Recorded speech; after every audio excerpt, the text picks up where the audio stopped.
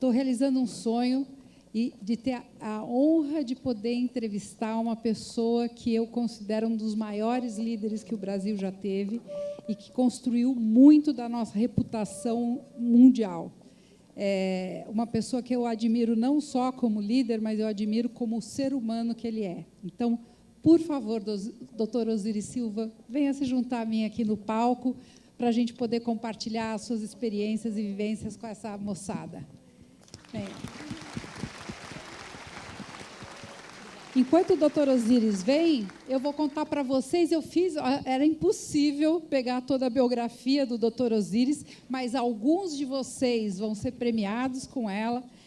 Mas o doutor Osiris, ele é oficial da aeronáutica e engenheiro pelo ITA, foi um dos principais criadores, foi um dos fundadores da Embraer, e ele liderou o time que projetou o primeiro avião bandeirante no Brasil. Podem imaginar que honra?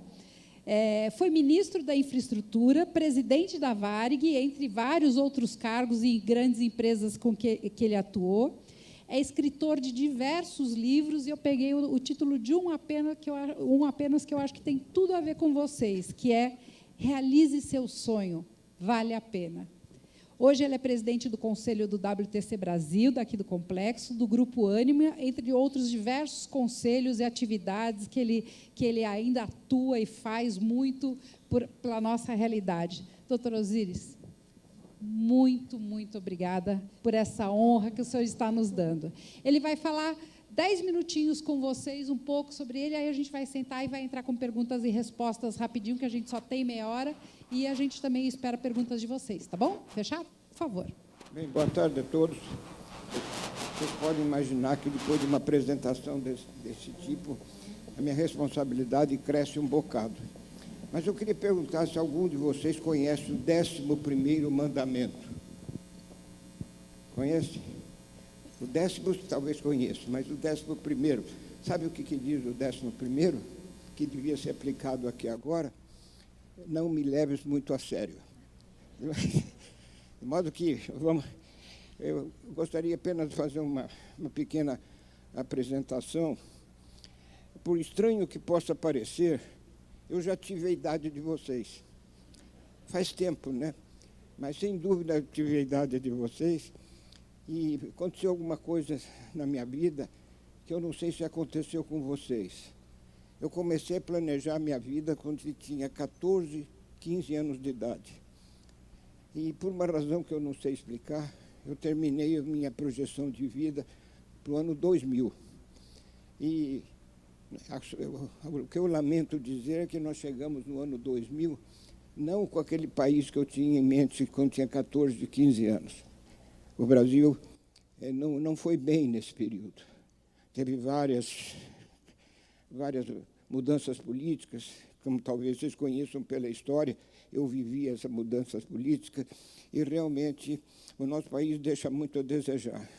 De modo que, simplesmente, eu gostaria de agradecer o convite de estar aqui falando com vocês hoje, porque, para mim, é um privilégio. Eu me sinto aqui falando com o futuro, e que vocês devem enfrentar o futuro com absoluta confiança de vencer, porque cada um pode ser melhor do que pensa, e não se refrear nessa direção, tentar crescer e fazer com que, com o crescimento de cada um, nós possamos ter um país muito melhor, para que possa suceder vocês um Brasil, não esse que vocês estão recebendo da minha geração agora. De modo que eu diria que eu não sei se eu tenho autoridade para falar em nome da minha geração, mas eu queria pedir desculpas a vocês em nome da minha geração, porque nós estamos entregando um país que precisa ser construído. Muitos podem dizer que isso não é factível, coisa dessa natureza, mas eu sugeriria que vocês não perdessem a oportunidade de fazer um país melhor. Eu acho que o povo brasileiro merece. O Brasil é um país continental, ele tem que exercer um papel no mundo muito mais importante do que é exercido agora. Não é possível que um país que tenha metade da área do estado de São Paulo, tipo Coreia do Sul, possa tendo esse êxito, e nós somos vistos pelos coreanos do Sul simplesmente como mercado, que nós compramos deles. De modo que essa nossa participação mínima no mercado mundial de produtos brasileiros pode ser corrigida. Tem uma série de coisas que eu tenho certeza que vocês têm na cabeça, mas, sem dúvida nenhuma, o grande trabalho de construir um grande país em cima das tradições que nós temos até hoje, eu tenho certeza que o Brasil pode inovar e ser um dos melhores países do mundo para se viver. E isso realmente nós desejamos sinceramente para os nossos descendentes. Mas vamos lá para as perguntas, que nós temos um tempo razoavelmente limitado, né? Que pena, né? Muito obrigado. Hein? Muito obrigado.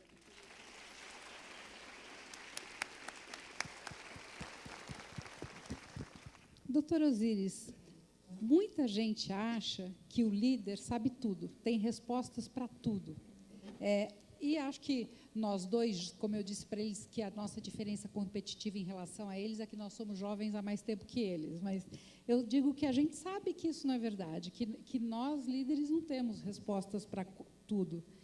Quais são as principais perguntas que até hoje o senhor não tem respostas? Tem alguma coisa que o senhor ainda não achou a resposta de algum dilema?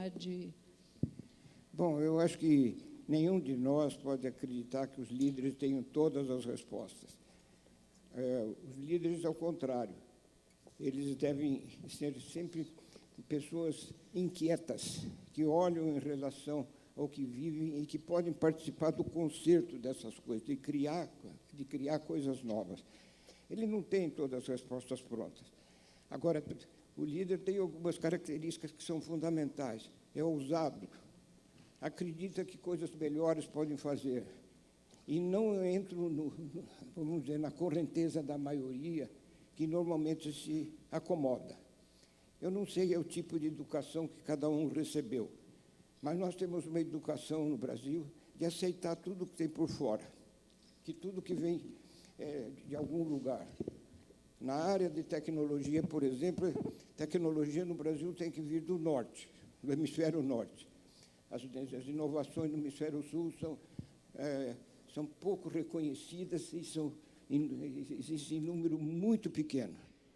De modo que, a hora que ela coloca a pergunta dizendo tem alguma coisa a mais para ser feita, eu diria, meu Deus do céu, tem um mundo de coisa que possa ser feita. Quer dizer, e nesse mundo de coisas nós podemos entrar, aqueles que tiverem a ousadia de atacar e de acreditar. Eu falei para vocês que, mais ou menos com 14 ou 15 anos, eu estava fazendo planejamento de vida. E por que isso aconteceu? Foi um reflexo da sociedade onde eu vivia. E a sociedade exerce um papel imenso em cima de cada um de nós. Até em 1943, durante a Segunda Guerra Mundial, foi escrito um livro por um alemão, escrito Brasil, País do Futuro. E nós ainda dizemos que o Brasil é um país do futuro. E a gente pode brincar, vai ter futuro, vai ter futuro até o inferno, porque, imagine só, eu, em particular, comecei a me entender por gente, na época que o Brasil era um país do futuro. Muita gente já deve ter dito para vocês que o Brasil é um país do futuro. Para disso. Vamos criar esse futuro, fazer com que esse futuro possa acontecer. Mas eu nasci em Bauru, no interior do estado de São Paulo, e havia um aeroclube em Bauru, extremamente bem desenvolvido, que era patrocinado pelo presidente da Estrada de Ferro, que naquela época existia, cuja sede era em Bauru. E baixou um suíço foragido da Segunda Guerra Mundial, no aeroclube, e esse suíço tentou fabricar planador lá em Bauru, quer dizer, tentando fabricar, vamos dizer, um avião, embora sem motor, era um avião.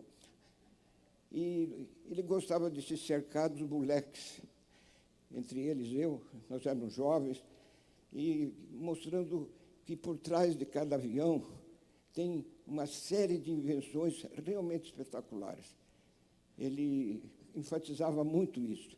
Em geral, eu tenho certeza que vocês, quase a totalidade aqui, vocês já pensaram em pilotar um avião, não é verdade? Uma boa parte aí em pilotar avião. Mas, certamente, nenhum de vocês pensou em fabricar um avião. E foi exatamente esse o papel desse suíço, dizendo que o Brasil precisava do avião como um instrumento da integração nacional. E, no entanto, todos os aviões do Aeroclube eram americanos. E aquilo, na minha cabeça, começou a surgir como uma contradição dura de engolir, porque, em 1906, Santos Dumont fez o primeiro voo do mais pesado que o ar. Não cedo uma propaganda norte-americana dizendo que foram os irmãos Wright que voaram primeiro. Não, foi Santos Dumont. Certamente foi Santos Dumont, por várias razões, que não é o caso de explicar aqui. Mas o fato é que, pensando de um lado, nós tivemos um homem talentoso, um sábio, eu diria, um grande pesquisador, um inovador, e nós só cedemos isso para os americanos e os franceses que dominavam o mercado naquela época já, quando estava terminando a Segunda Guerra Mundial, que eu comecei a pensar nessas coisas todas. E foi aí, então, que, nesse momento, eu tomei uma decisão de entrar nesse bolo de alguma maneira. Inicialmente, é claro, eu queria trabalhar numa fábrica de aviões, mas, sem dúvida nenhuma, tinha um desejo de que o Brasil viesse a se tornar um fabricante de avião. E foi aí que comecei a fazer o planejamento de carreira. Imaginem que eu queria ser engenheiro aeronáutico e não tinha escola de engenharia aeronáutica no Brasil. Eu estou falando em 1945, o ITA foi criado pela Força Aérea Brasileira, em 1950, que foi a primeira escola de engenharia aeronáutica. E aí meu planejamento foi nessa direção, entrar para a Força Aérea, para começar a tentar participar do processo da aeronáutica de aviação no Brasil. Com a criação do ITA, lutei um bocado, consegui uma bolsa integral para fazer o curso de engenharia aeronáutica e, sinceramente, foi o maior presente que eu recebi na minha vida.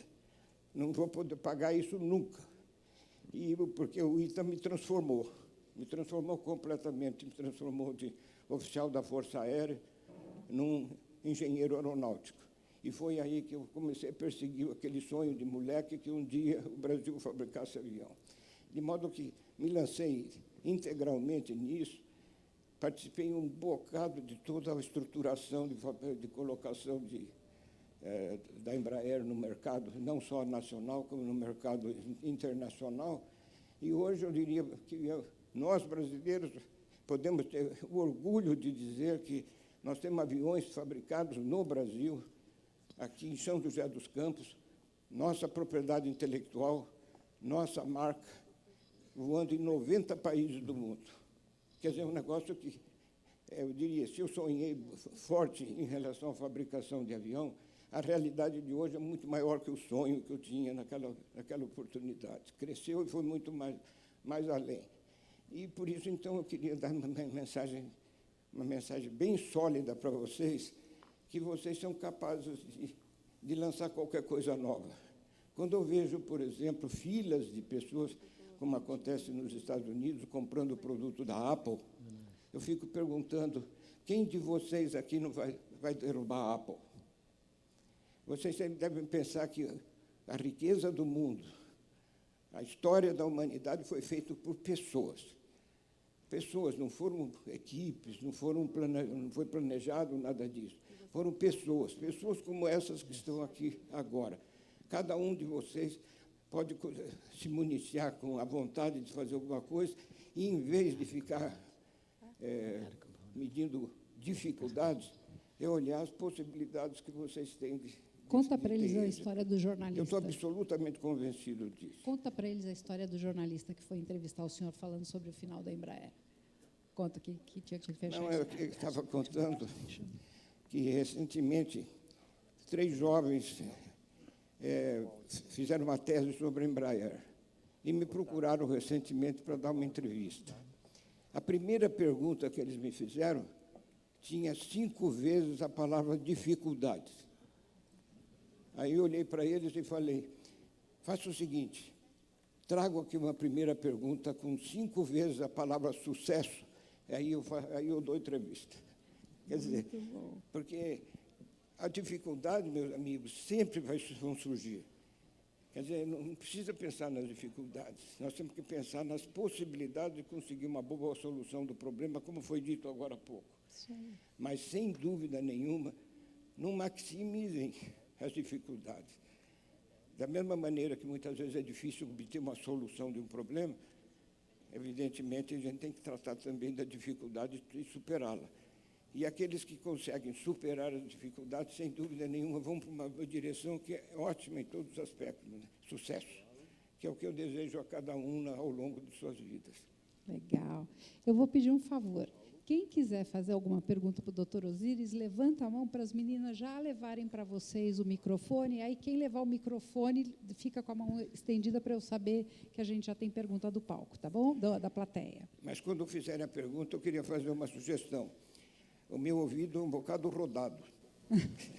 Eu estou aqui usando um aparelho que é dito como o melhor aparelho do mundo, mas muito pior do que aquele que a mamãe fabricou. De modo que eu entendo mal. Você traduz para mim? Eu traduzo, se Então, precisar, tá, eu traduzo. Doutor Osíris, com os anos de vivência no mundo corporativo que o senhor teve e tem até hoje, que conselho o senhor daria para eles, ou que sugestão do que eles devem cuidar, não abrir mão, não perder de vista, para que eles possam ser um líder melhor, líderes melhores para o Brasil que a gente tanto sonha em construir? Eu diria os dois atributos que eu já mencionei, né?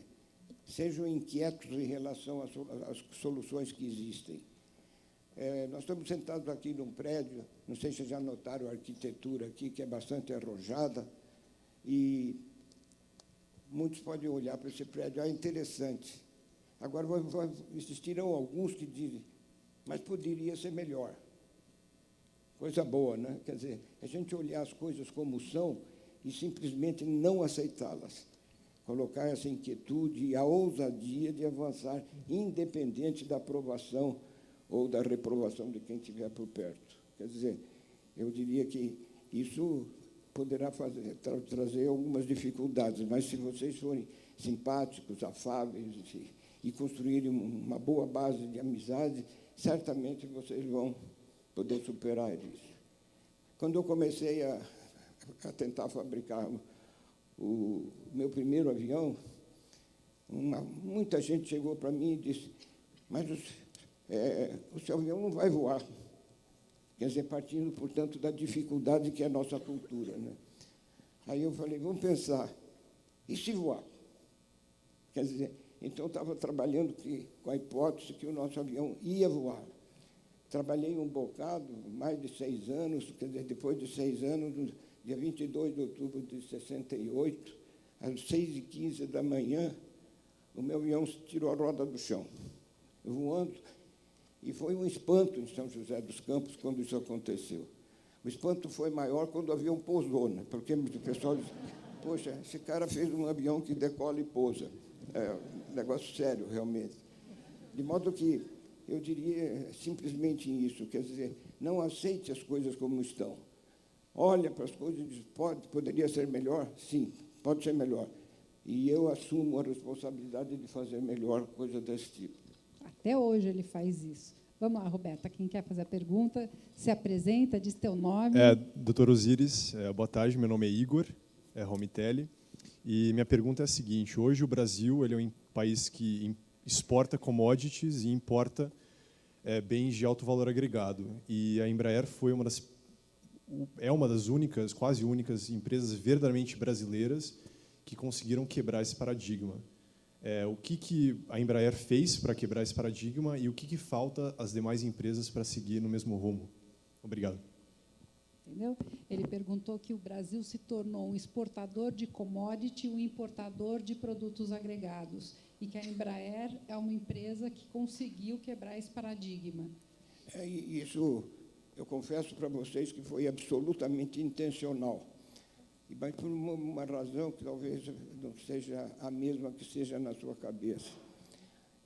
Foi intencional porque nós temíamos que, devido ao número de tecnologias aplicadas no avião, as equipes têm que ser extremamente diversificadas, portanto, Só para dar um exemplo, a Embraer hoje tem 3.500 pessoas em pesquisa e desenvolvimento, porque precisa de uma multiplicidade de conhecimento que ninguém pode ter na cabeça sozinho. E, em consequência disso, nós vimos que o Brasil tinha muito pouco, o nosso mercado era pequeno demais. Então, nós lançamos a Embraer como um programa, como uma empresa internacional. Isso foi uma dificuldade, porque parece que nós, brasileiros, temos medo de lançar, de fazer investimentos no exterior. Agora mesmo, lá em São José dos Campos, eu semi-moro ainda em São José dos Campos, uma empresa chinesa está lançando um automóvel de marca chinesa, tecnologia chinesa. Onde é que está o automóvel nacional? Por que nós não fabricamos até o momento o automóvel nacional?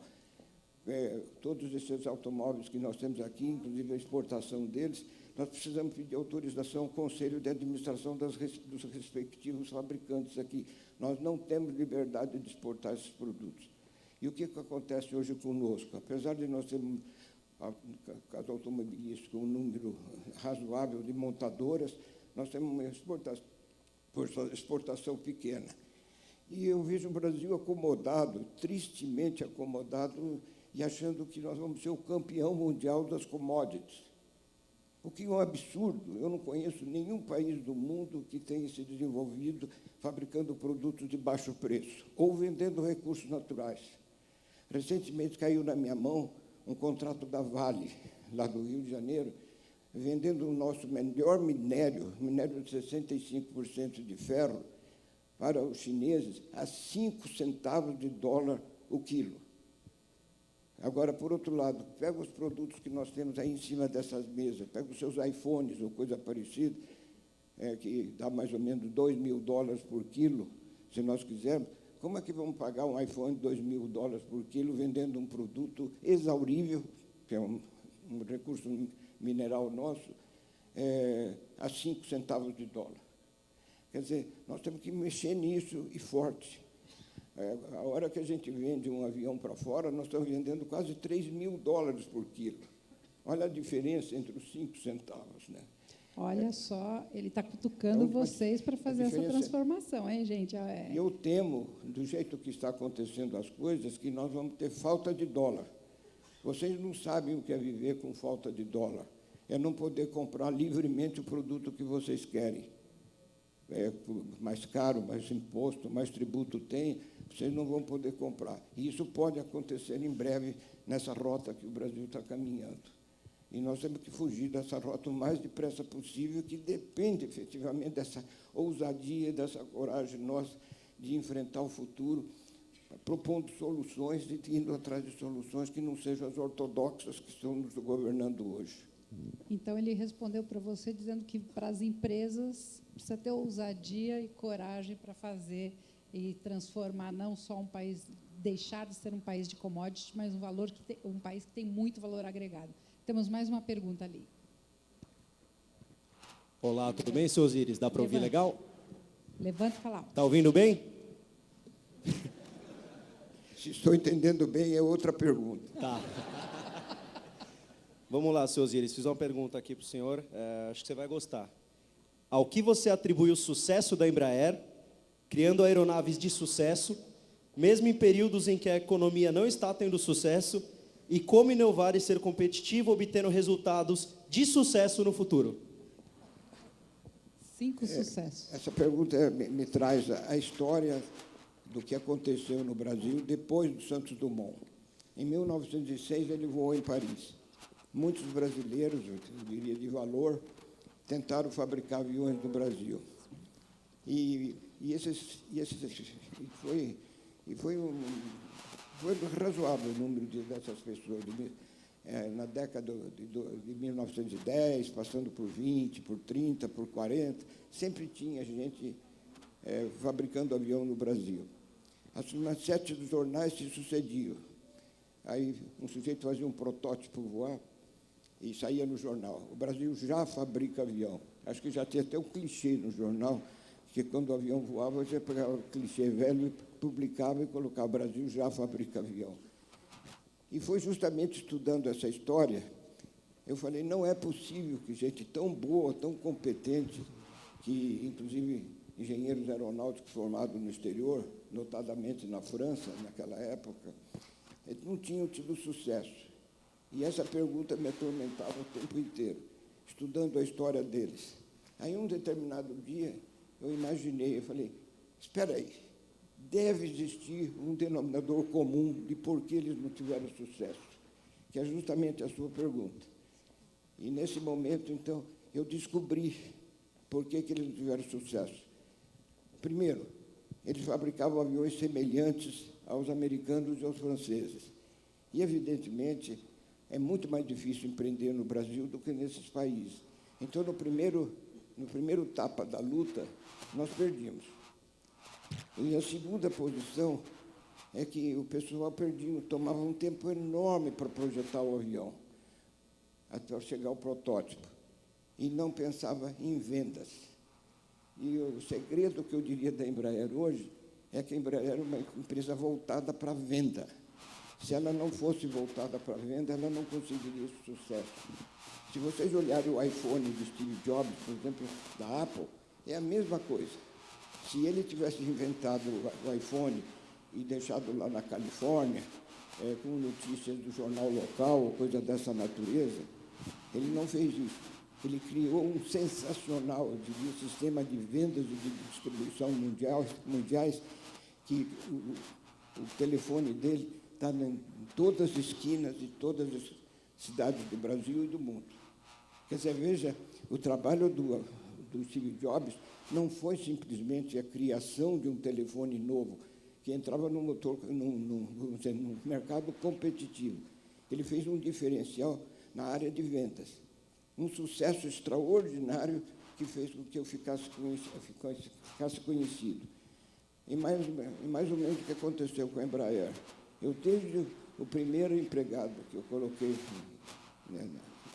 na empresa, eu comecei a convencê-lo que nós estávamos fazendo um produto que vendesse e que nós dedicássemos aos esquemas de venda o mesmo esforço que nós estamos colocando para projetar e criar o avião.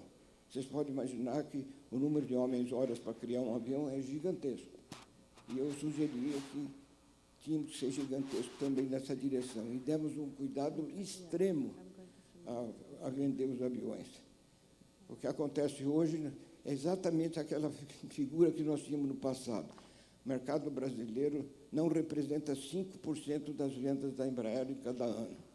A Embraer vende 95% da sua produção no mundo. E o mercado brasileiro absorve 5% só dessa produção. Portanto, veja que havia uma lógica nessa colocação. E essa lógica realmente foi aplicada intensamente. E hoje, vocês conversando com alguém da Embraer, vocês veem que o pessoal está sempre preocupado de fazer o melhor produto para vender em todos os países do mundo. Embora essas ideias tenham sido anteriores ao Steve Jobs, foi mais ou menos isso que ele fez. Eu não vou dizer que ele copiou de nós, mas, de qualquer maneira, foi qualquer coisa que nós pensamos como ele pensava na importância de colocar o produto ao acesso das pessoas. Porque se vocês colocarem 3 atributos na vida do mundo hoje, são mobilidade, acessibilidade e comunicabilidade. Quer dizer, o mundo quer se comunicar, quer se mover, mas quer ter acesso. E justamente no acesso que nós somos responsáveis para proporcionar isso a cada brasileiro. Muito bom. Olha, por mim eu ficava aqui o dia inteiro, eu vou deixar só mais uma pergunta da plateia. Por favor, faz a pergunta rapidinho. Doutor Osíris, a gente tem mais 5 minutinhos, eu ainda tenho uma pergunta que eu preciso te fazer. Boa tarde, doutor. Uma pergunta, você projetou esse avião junto com a Embraer, fundou a empresa, ele voou, e o senhor tinha essa paixão pela engenharia, pela aeronáutica, depois passou a exercer como ministro.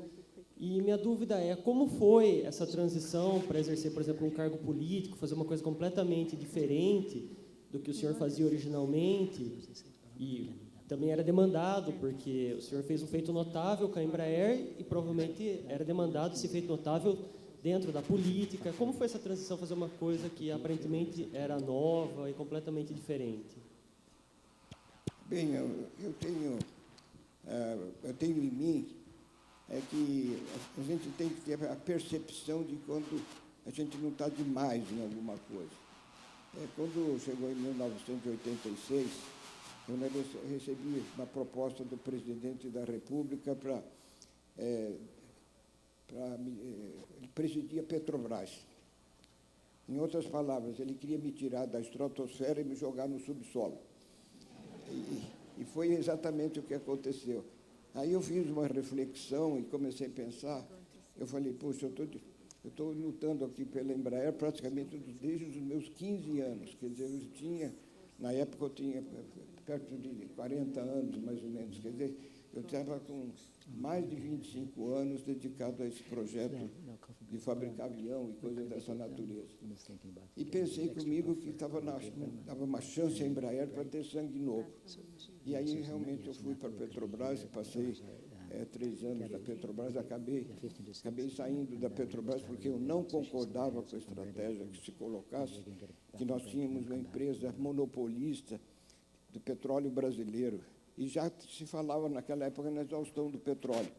E eu me perguntava, bom, quando acabar o petróleo, o que nós vamos fazer com o petróleo brasileiro? Quer dizer, então tentei internacionalizar a companhia, que não tive êxito, o governo não concordou. Talvez se tivesse internacionalizado a Petrobras, esse drama que nós estamos vivendo hoje não estivesse acontecendo. Mas, sem dúvida nenhuma, está acontecendo e nós vamos ter que resolver esse problema. Então, no fundo, foi simplesmente sentindo ou achando que eu precisava colocar um sangue novo na Embraer. Foi então que eu cedi a essa direção. E isso eu já fiz algumas vezes na minha vida. Eu hoje estou dedicado à educação e realmente fascinado pela educação, porque até botei no slogan da nossa empresa, transformar o país pela educação. Vocês podem achar isso presunção, mas não custa. Alguém tem que começar uma briga Mas desse para tamanho. quem fez Embraer vai achar que é uma presunção melhorar a educação? Não, que mas isso? pode ser. Nada Mas de qualquer maneira, quer dizer, nós temos que, num certo momento, vamos dizer, mexer as pedras do tabuleiro como se fosse um jogo de xadrez. E não simplesmente perpetuar numa determinada direção e imaginar que as pessoas podem até ser incomodadas muitas vezes com a nossa presença e a gente fingir que não sente nada. Quer dizer, foi exatamente isso que me levou a aceitar outros desafios, inclusive o do Ministério. Eu fui ministro de 4 ministérios, pedindo ao presidente da República que reduzisse o número de ministérios para que o governo não incomodasse muitos brasileiros. Hoje nós temos 39 ministros. Eu nem sei como é como a gente administra membros de 39 membros de uma mesma equipe. É complicado, né? Muito. O senhor já tocou num ponto que eu acho fundamental e tenho acompanhado muito. O doutor Osiris realmente é um grande incentivador da educação. Toda vez que eu encontro com ele, ele está com um projeto para virar decreto de lei, fazer alguma coisa para transformar a educação. Qual é o seu grande sonho em relação à educação do nosso país? O que precisaria acontecer para que a gente pudesse, de fato, ter uma educação que levasse o país ao patamar que ele merece estar? Pode contar aquilo que você me falou nos bastidores. Eu não vou dar minha resposta pessoal. Vou dar uma resposta publicada como reportagem no jornal londrino Financial Times. Em 2010, eles colocaram Coreia do Sul, fanatismo pela educação. É uma grande resposta, né? Quer dizer, o governo e o povo da Coreia do Sul lançaram um programa educacional e que transformado isso quase que realmente uma panaceia de todos os dias, quer dizer, uma vocação para que cada sul-coreano pudesse ter a melhor formação possível. É o que está acontecendo com a Coreia. Nós estamos aqui sujeitos a Samsung, a Hyundai, aqui, e assim por diante, e outros produtos. E, mais recentemente, o próprio Financial Times, falando sobre a China, falou: China, maior revolução educacional do mundo moderno. Olha que expressão bonita. Por que nós não nos lançamos aqui também numa revolução ainda maior do que a chinesa? Pode ter certeza que, se nós fizermos isso, em 5 ou 10 anos, nós teremos outro país. Eu tive a oportunidade de participar, acho que já ouviram falar de Peter Drucker. O Peter foi convidado pelo governo chinês para fazer um plano para a China ocupar o mercado ocidental. E ele me acompanhava muito nesse trabalho de fazer avião no Brasil. Ele até brincava dizendo que ocorria um enorme risco de dar certo. E realmente, o Peter me convidou para ir para a China, para fazer esse trabalho para a China. Nós fizemos esse trabalho no começo de 1989. Éramos 7 pessoas. E, olha, em 1989, no ano 2000, a China já estava mostrando que estava sendo acordada. Nós colocamos que a educação tinha que ganhar uma enorme prioridade na China, embora uma população de 1 bilhão e 300 milhões de chineses, que era a população da época, e, no entanto, vocês veem a revolução que aconteceu. E vocês estão aqui, pensem em cada um de vocês. Por que vocês estão aqui sentados? Se não fosse a escola, se vocês não tivessem ido à escola, vocês estariam aqui para conversar conosco? Não estariam. Então, deem importância à educação que vocês receberam e vamos fazer um pacto entre nós de que cada brasileiro tem o mesmo direito de sentar aqui nessa sala como vocês estão tendo esse direito de sentar por força de suas qualificações. Esse é um projeto que eu acho que devia ser colocado no coração de cada um de nós. Eu estou, independente do trabalho que fazem, eu estou dando a minha contribuição, seja ela qual seja. Mas não aceito a ideia, por exemplo, que nós hoje temos para aí 70% da população não lê. Absolutamente não lê. Qualquer artigo que colocar no jornal em favor da educação não é lido por 70% de brasileiros. E isso há décadas. Não dá para aceitar, não é verdade? Não dá para aceitar. Nós temos que começar a explicitar a nossa revolta e dizer, se o país que nós desejamos, que nós aspiramos que o Brasil possa ser um grande país do mundo, com 70% da população analfabeta, isso é absolutamente inexequível. De modo que é um desafio que a gente deve colocar de caráter pessoal. E foi esse desafio que eu coloquei na última fase da minha vida, porque eu tenho a minha avaliação muito pessoal do que a educação fez em meu favor. E foi simplesmente fantástico. Doutor Osíris.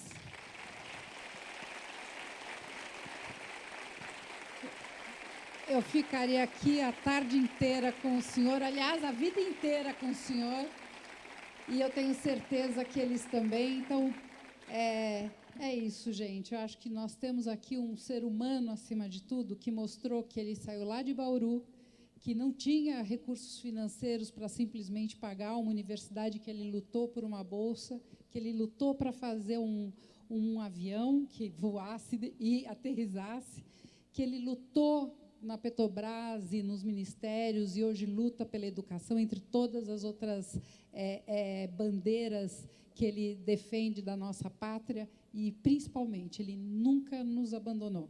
Então, eu acho que isso é uma grande lição para todas nós, mesmo sendo tão rápido. Eu tenho um monte de perguntas aqui para fazer, mas eu lhe agradeço imensamente por o senhor ter aceito o nosso convite para vir compartilhar, porque, como eu sempre digo, eu não conheço ninguém mais geração Y e tão inovador e que busca sempre essa inquietude, e uma inquietude que é pelo bem, não do senhor, porque o senhor já fez sua vida, já ganhou seu dinheiro, já teve seu sucesso, seu reconhecimento, mas o senhor continua lutando pelo nosso país e por essa juventude toda. Muito obrigada. Como a gente pode fazer uma homenagem para ele, gente? Vamos lá, vamos pensar?